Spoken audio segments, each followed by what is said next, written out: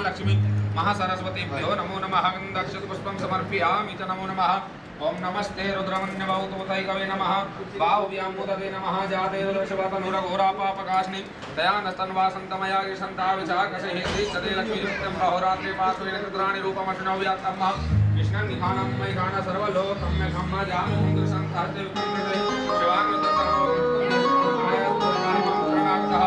ओम शाम्बा सदा शिवाय नमः गन्धक्षतपुष्पं समर्पयामि च नमः नानापरिचित्यान्ते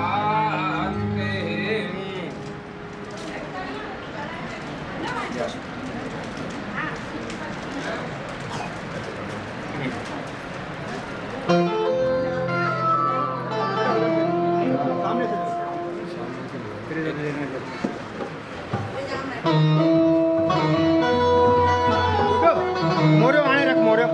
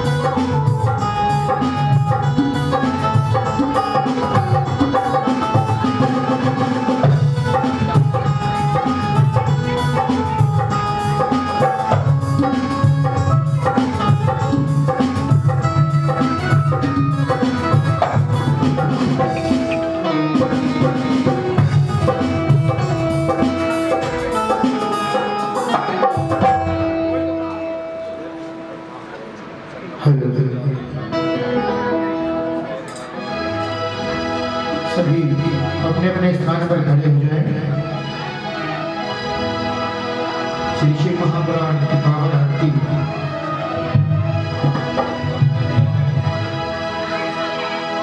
मंगल दीप जलाए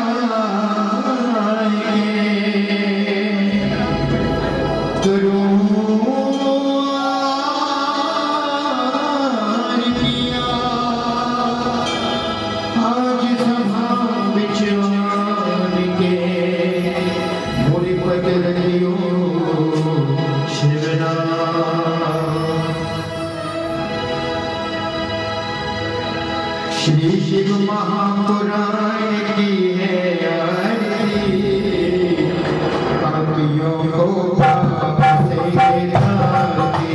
श्री शिव महापुराण की है आरती पापियों को पाप से निकालती। वो श्री शिव महापुराण की है आरती पापियों को पाप से निकालती।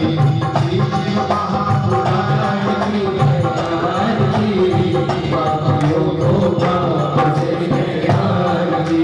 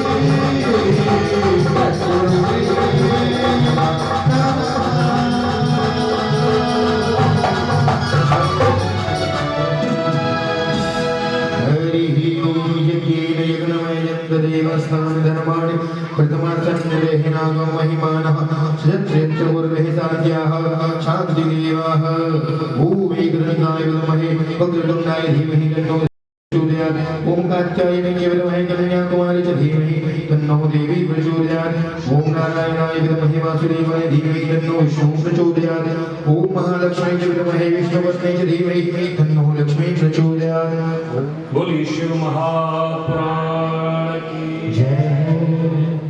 हर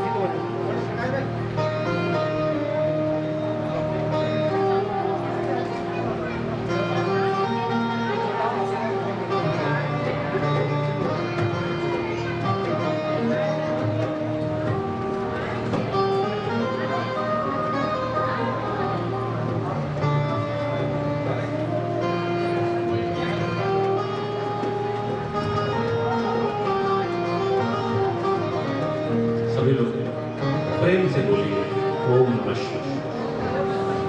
एक बार फिर से बोलिए, एक बार जोर से बोलिए, हर हर महादेव। भूत भावन भगवान महेश्वर महादेव का ध्यान करके उनको आह्वान करेंगे कि वे उमा सहित कथा मंडप में कथा स्थल पर आकर कथा के रूप में विराजमान हो। आज नागपंचमी का बहुत ही महत्वपूर्ण दिन है। इस दिन किया गया शिव आराधन अनेक प्रकार के पापों से, शापों से, संतापों से मनुष्य को थोड़ी सी पूजा मात्र से समस्त पापों से छुटकारा दिला देता है। इसे नाग देवता को भी आज हमने विराजमान किया है। नाग देवता का पूजन करेंगे ताकि सर्प दोष से या काल सर्प दोष से ग्रसित भी जो लोग हैं उसकी भी शांति हो और घर में हर प्रकार की सुख समृद्धि परिपूर्ण हो। आइए सबसे पहले भगवान आशुतोष शिव जी का ध्यान करें।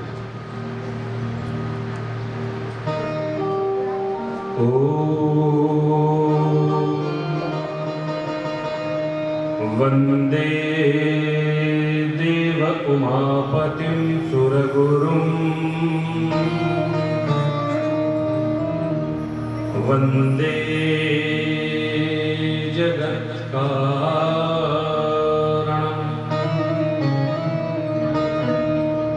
वंदे पन्नगभूषणं मृगधरं वंदे पशूनां पतिं वंदे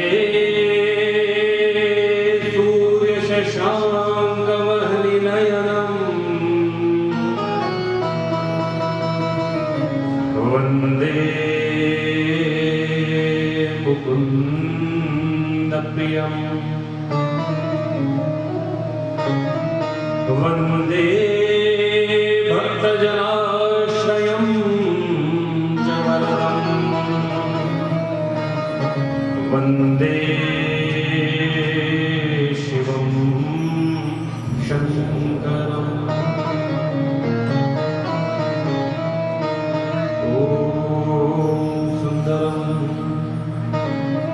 ओंकार सुंदरम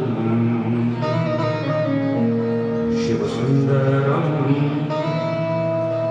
शिवनाम सुंदरम ओम सुंदरम ओंकार सुंदरम शिव सुंदरम शिवनाम सुंदरम ओम सुंदरम ओंकार सुंदरम शिव सुंदरम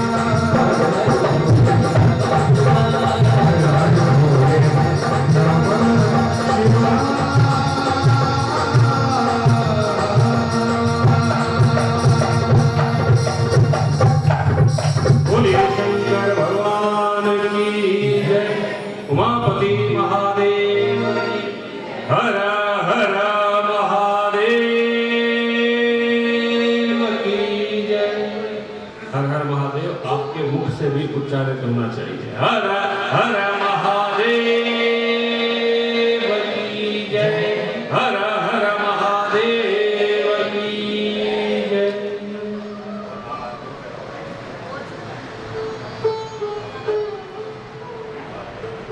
कल के कथा प्रसंग में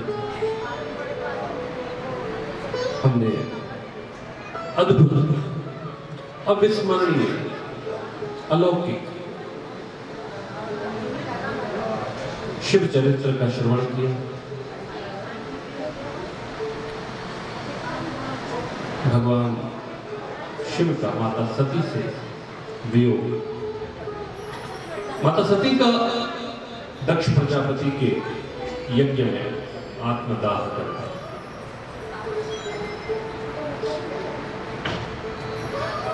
दक्ष प्रजापति का भगवान शिव की महिमा को स्वीकार न करना, अभिमान से भरे रहना, अचानक अनायास आई हुई द्वार पर यज्ञ में अपनी आई हुई पुत्री का अनादर करना, जो त्रिलोक के नाथ हैं, सभी द्वारा पूजित, सभी देवता जिनकी वंदना करते हैं, यक्ष, गंधर्व, भैरव, भैरवी, अप्सराएं, गणिकाएं, प्रेत, पिशाच, सभी जिनकी आराधना करते हैं और अपना अपना अभीष्ट सिद्ध करते हैं, ऐसे भूत भावन भगवान भोलेनाथ की महिमा को दक्ष प्रजापति नहीं समझ पाए और उनको हेय दृष्टि से देखते रहे। आखिरकार वह यज्ञ सफल नहीं हो पाया। आगे की कथा कहती है, जब वीरभद्र ने दक्ष प्रजापति का मुंड काटकर और यज्ञ की अग्नि में भस्म कर दिया, ये समाचार जब शिवजी को पहुंचा, शिवजी भी उसी यज्ञ मंडप में अपनी प्रिया, अपनी अर्धांगिनी सती को देखने के लिए वहां आते हैं।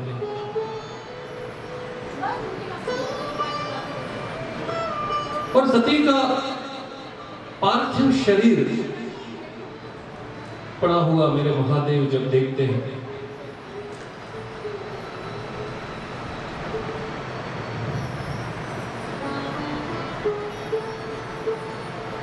माता सती के पार्थिव शरीर को लेकर मेरे महादेव, मेरे भोलेनाथ, मेरे करुणामयी अपने कंधे पर माता सती के उस पार्थिव शरीर को रखकर तीनों लोकों में पागलों की भांति भ्रमण करते हैं। हे सती, हे सती, तुम कहां? उनके कंधे पर माता सती का शव रखा हुआ है और पागलों की भांति तीनों लोकों में विचरण करने लगे। इतना मोह उनका सती के प्रति कि उस मोह से वो निकल नहीं पा रहे। और हाय सती, तुम कहां चली चली? जीवन के ऐसा मन में दुख लिए व्यथित हुए मेरे महादेव तीनों लोकों में पागलों की भांति भ्रमण कर रहे हैं। किसी के समझाए नहीं समझ रहे, किसी के रोके नहीं रुक रहे। ऐसे महादेव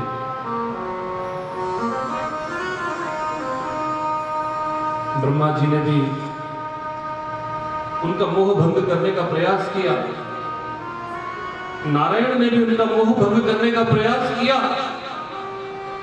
लेकिन नहीं, महादेव अपने ही दुख में व्याकुल, व्यथित, दुखी, द्रवित सती के पार्थिव शरीर को लिए घूम रहे हैं। आखिरकार कोई और रास्ता न देखते हुए भगवान नारायण ने अपना सुदर्शन चक्र निकाला और उस चक्र को सती माता के पार्थिव शरीर के ऊपर छोड़ा। वो चक्र जैसे ही जाकर माता सती को के शरीर को लगा, उसके अनेकों टुकड़े विभक्त हुए और वो अलग अलग स्थानों पर जाकर इस भूमि पर गिरे। जहां जहां माता सती के वो शरीर के अंग गिरे, समस्त शक्ति पीठों का निर्माण हुआ। बोलिए अंबिके भवानी माता। जितने भी शक्ति पीठ आप देखते हैं, सब माता सती के अंगों से ही जो सुदर्शन चक्र द्वारा कटकर और इस भूमि पर गिरे और इस भूमि को पवित्र किया। भगवान शिव ने जब सती के पार्थिव शरीर के खंड खंड टुकड़े देखे, अचानक मेरे महादेव का मोह भंग हुआ। जब मोह भंग हुआ, एकदम चुपचाप उदास अवस्था में, न किसी से, जब कोई व्यक्ति दुख में होता है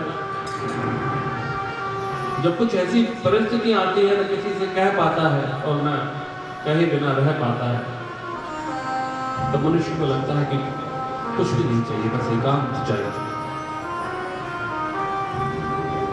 ब्रह्मा जी ने, विष्णु जी ने, सभी देवताओं ने उनके मन को मथने का प्रयास किया, लेकिन महादेव व्यथित हुए, दुखी हुए, अखंड समाधि में जाकर बैठ गए, संसार से नाता तोड़कर, और उन्होंने अखंड समाधि लगाई। हजारों वर्ष का तप, हजारों वर्ष के लिए सारे समस्त संसार से नाता तोड़ मेरे महादेव समाधिस्थ हुए।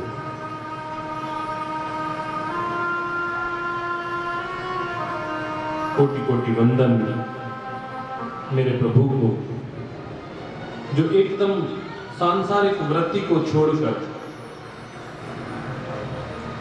और वैराग्य धारण किए हुए परम तप में लीन हुए। फिर अनेकों स्तुतियां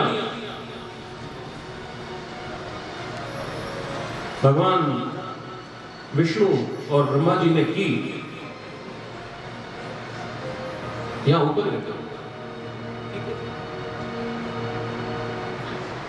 अनेकों स्तुतियां की, क्योंकि दक्ष का जो यज्ञ था वो अभी अधूरा था। उस अधूरे यज्ञ में पूर्णाहुति नहीं कर पाई थी, और बिना पूर्णाहुति कोई भी यज्ञ सफल नहीं होता। भगवान की स्तुतियां की।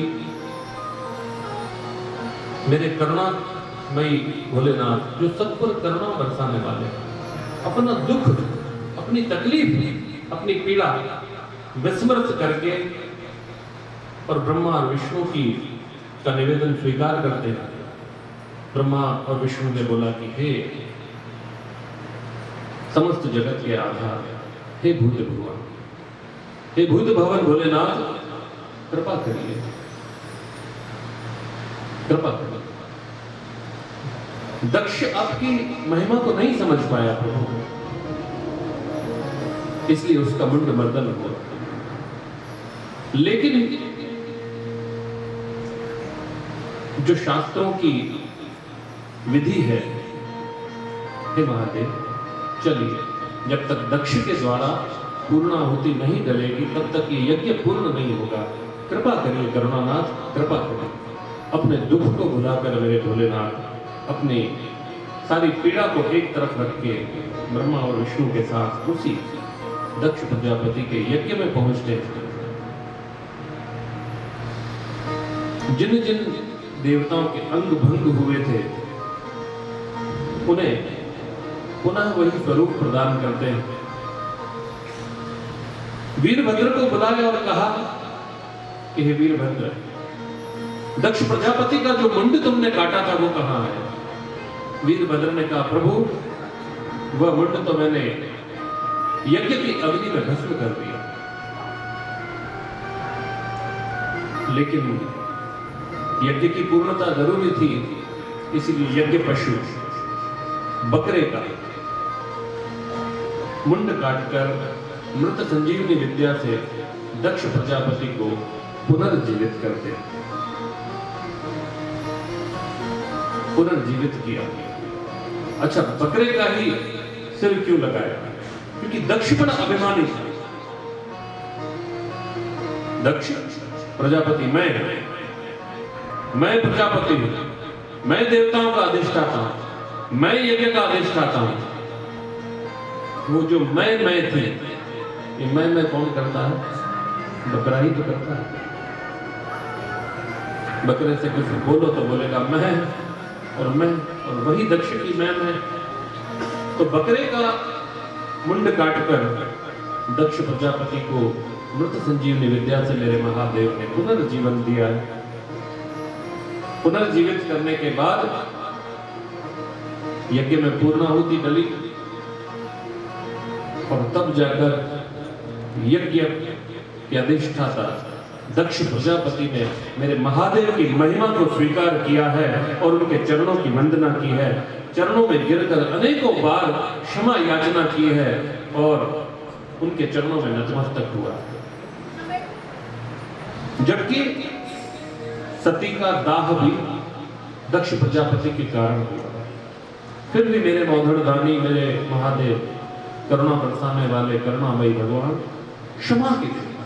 क्षमा बड़न को होता है, छोटन को उत्पात। दक्ष प्रजापति को क्षमा का दान देकर और उन पर अनुग्रह किया। कोई कितना भी उनके साथ बुरा क्यों न कर ले, कोई उनके साथ कितना भी बुरा क्यों न चल ले, लेकिन मेरे महादेव किसी के साथ बुरा नहीं चलते।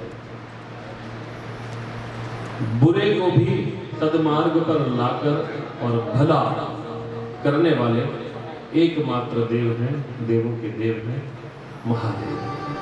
हर हर महादेव, हर हर महादेव। दक्ष प्रजापति ने क्या कहा चरण वंदना करते हुए कैलाश के निवासी? ये दक्ष प्रजापति कह रहे हैं और उनके माध्यम से आप हम सभी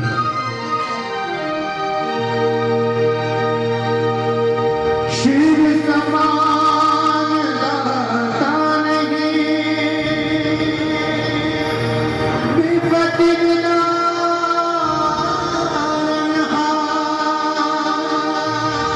और लज्जा और राखियो, लज्जा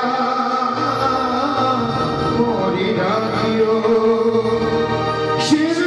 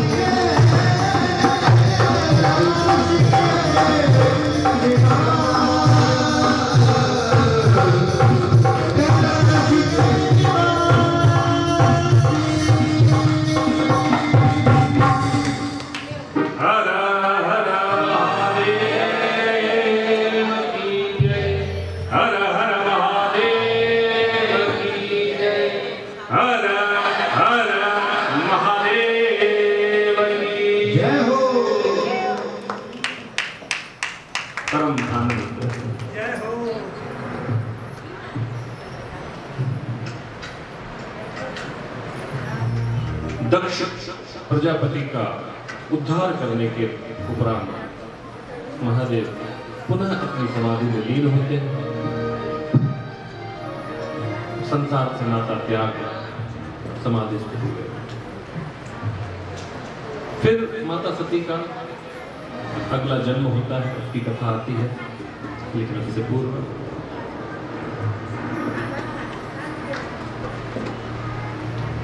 भगवान की कथाएं भी अनंत है, लीला अनंत है। वाणी को विराम लग जाता है, शब्दों का समूह समाप्त हो जाता है, लेकिन भगवान की कथा और भगवान की लीलाएं कभी समाप्त नहीं होती।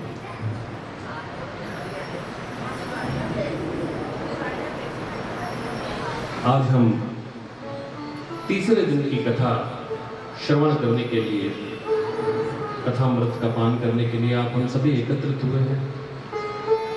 तीसरे दिन की कथा से एक कथा याद आती है।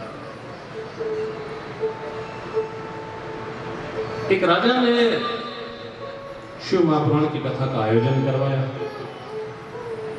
और उस शिव महापुराण की कथा का आयोजन उनको ऐसा करना था कि आज से पूर्व किसी ने ना किया। इतनी भव्य कथा करवाने का उनका मन में विचार आया और बहुत ही बड़े स्तर पर आसपास के राज्यों से राजाओं महाराजाओं को बुलाकर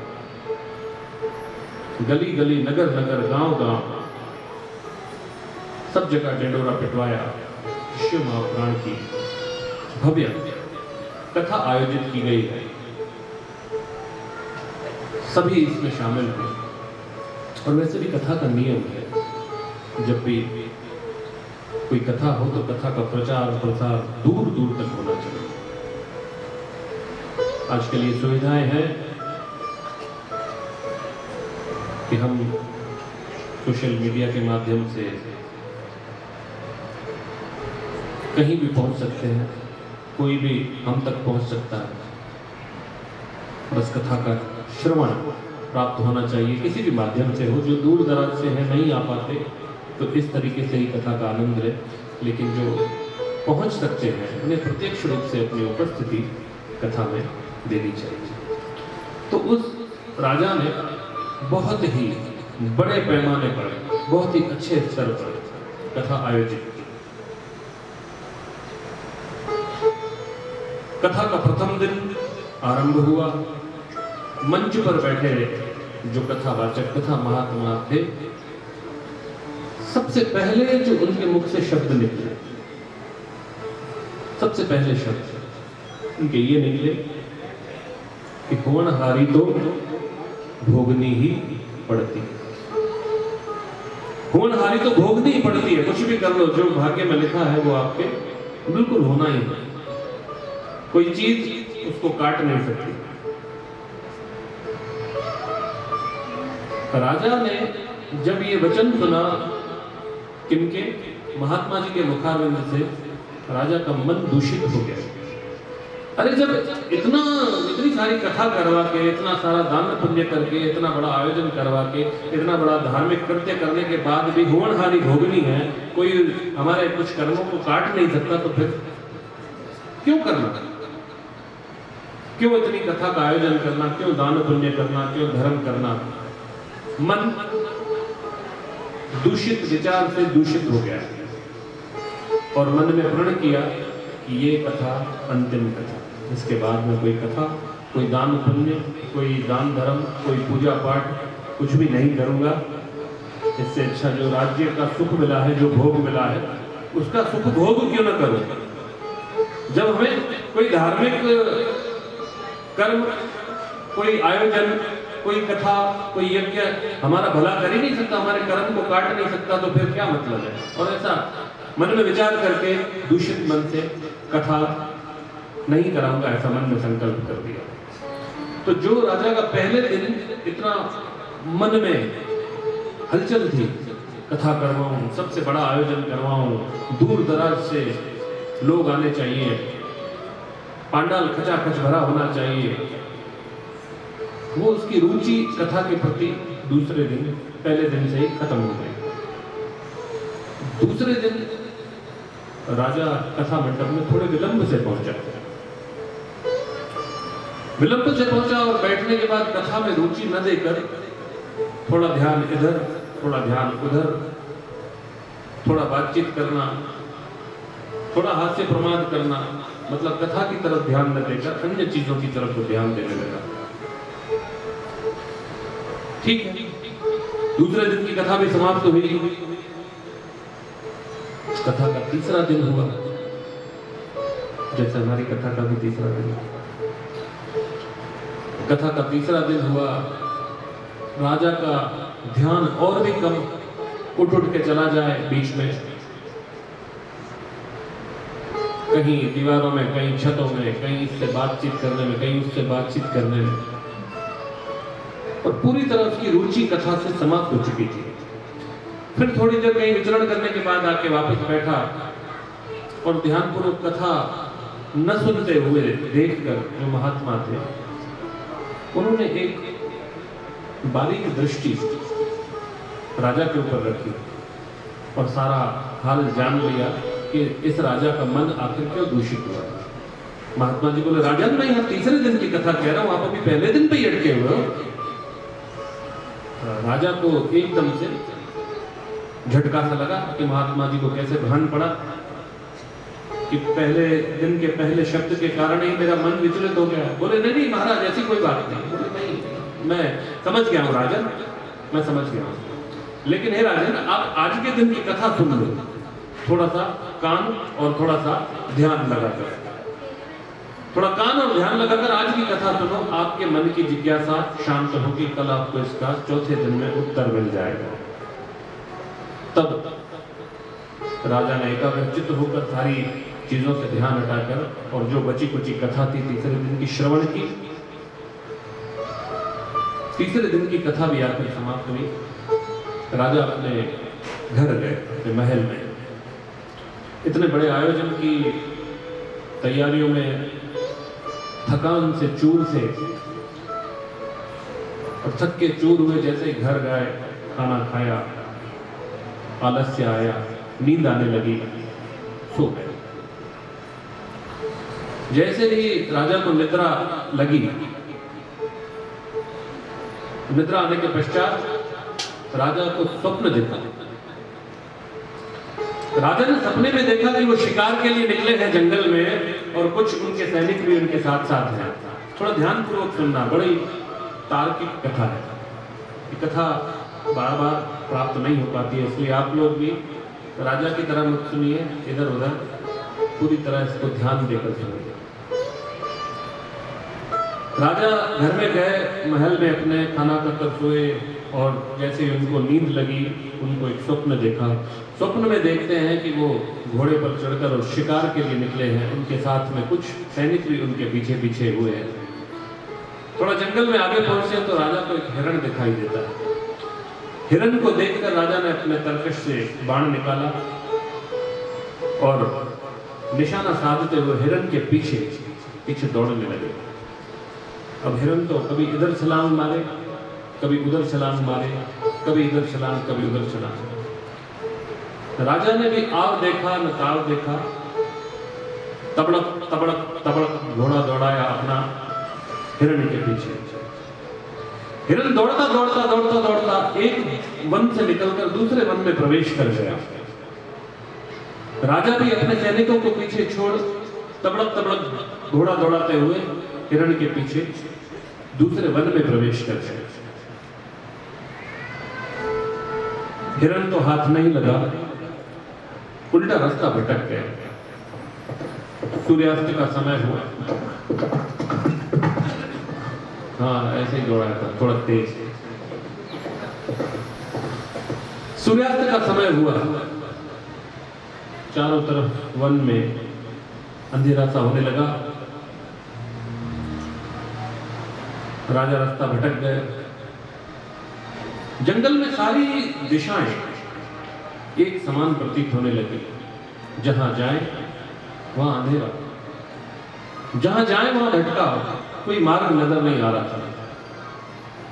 राजा ने सोचा ये तो बड़ी दिक्कत वाली बात हो गई। बजाय अपने राजमहल की तरफ जाने के अंधकार के कारण रास्ता भटक कर राजा और जंगल की गहराइयों में चले जाते हैं। जब और जंगल की गहराइयों में पहुंचते हैं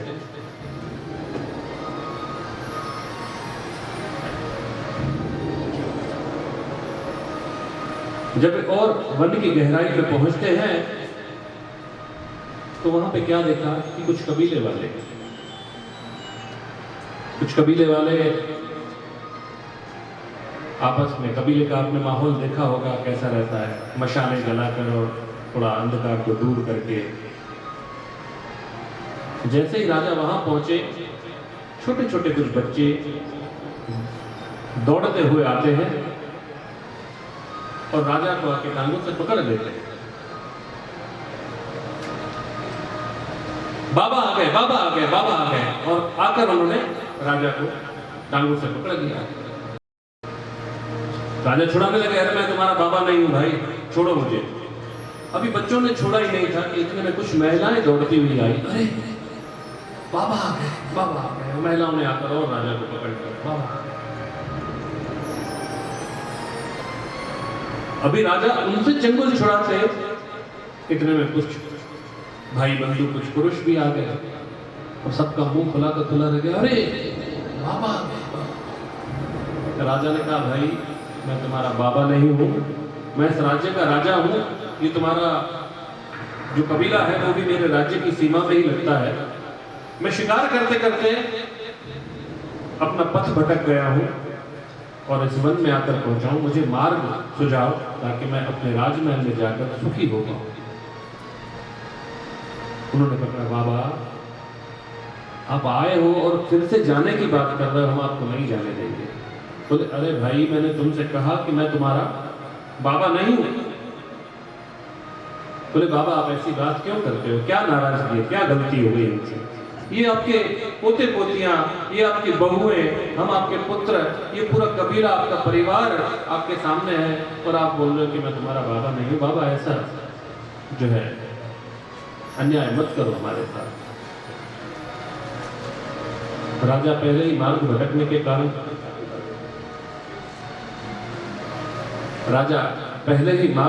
के कारण दुखी थे, चिंतित थे, क्रोध में थे, चिड़चिड़ा स्वभाव हो गया था। ऊपर से फिर उन कबीले वालों ने उनको पकड़ रखा था, छुड़ाने का प्रयास किया लेकिन वो छोड़ नहीं रहे थे। राजा ने कहा, देखो सीधे सीधे मुझे मार्ग बता दो, अन्यथा सुबह होते ही कैसे भी करके मेरी सेना मुझे यहाँ पे ढूंढ निकालेगी और जब मेरी सेना मुझे ढूंढ निकालेगी तो मैं सबको कठोर दंड दूंगा।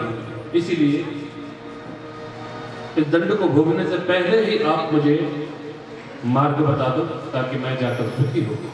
लेकिन कबीले वालों ने एक नहीं सुनी और उल्टा राजा को पकड़कर कुर्सी पे बिठाकर खंबे से बांध दिया कि कहीं भग न जाए। अब राजा बंधे हुए,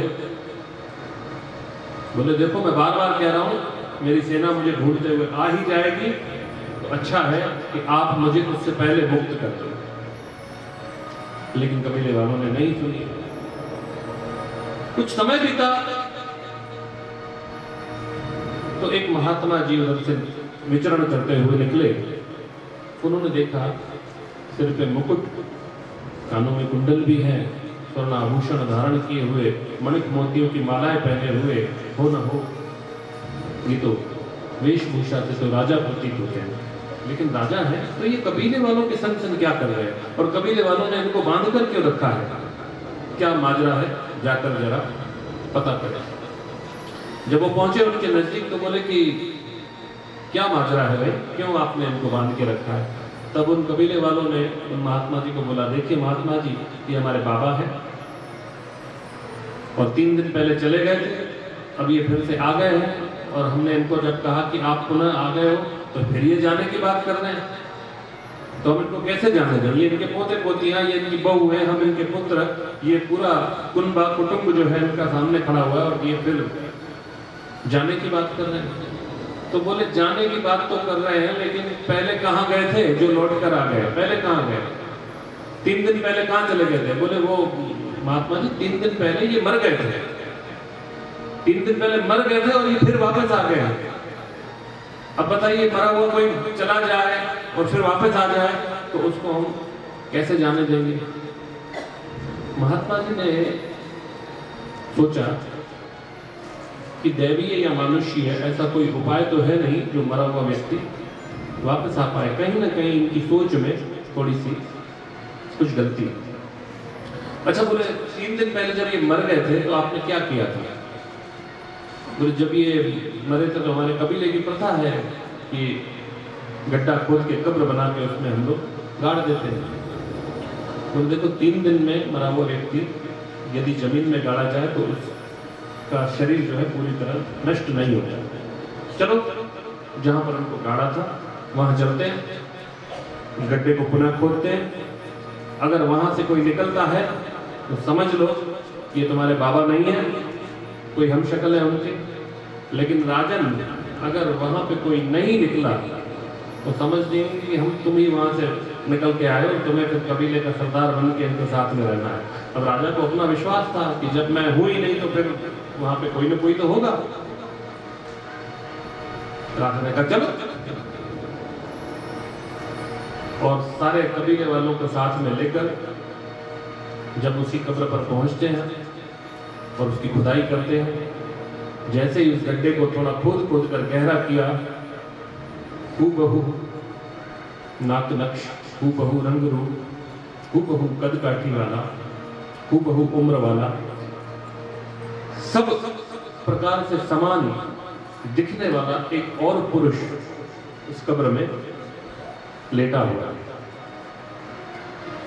अब राजा ने उसको देखा तो राजा का भी मुख खुला का खुला रह गया कि हे प्रभु, अपने आप को चुटकी काट के देखा कि भाई ये मैं हूं कि नहीं हूं, कि जो मैं पड़ा हुआ कब्र में वो मैं हूं, क्योंकि इतनी समानता, इतनी समानता, जितने बाल उसके सफेद काले उतने ही राजा के सफेद काले, जितनी जैसी राजा की जो पर्सनालिटी थी, जो रंग रूप नाक नक्श कदकाठी था, सब सेम, सब समान। लेकिन कबीले वालों ने स्वीकार किया कि जब हमारे बाबा इस कब्र में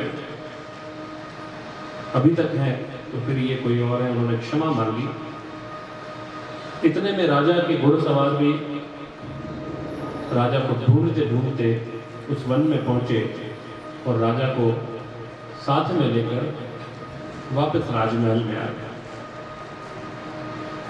वापस राजमहल में पहुंचे और इतने में राजा का स्वप्न भंग हुआ। राजा नींद से जागा। राजा ने देखा, अरे ये क्या है? अपने आप को स्पर्श करके देखा, ये तो अच्छा है, मैं स्वप्न देख रहा था। यदि ये वास्तविकता होती तो मैं तो अभी कबीले में या कब्र में कहीं ना कहीं मेरा स्थान सुनिश्चित हो गया होता। ठीक है, अच्छा है, सपना ठीक है। नींद खुली, उठे, चौथे दिन की कथा के लिए तैयार हुए।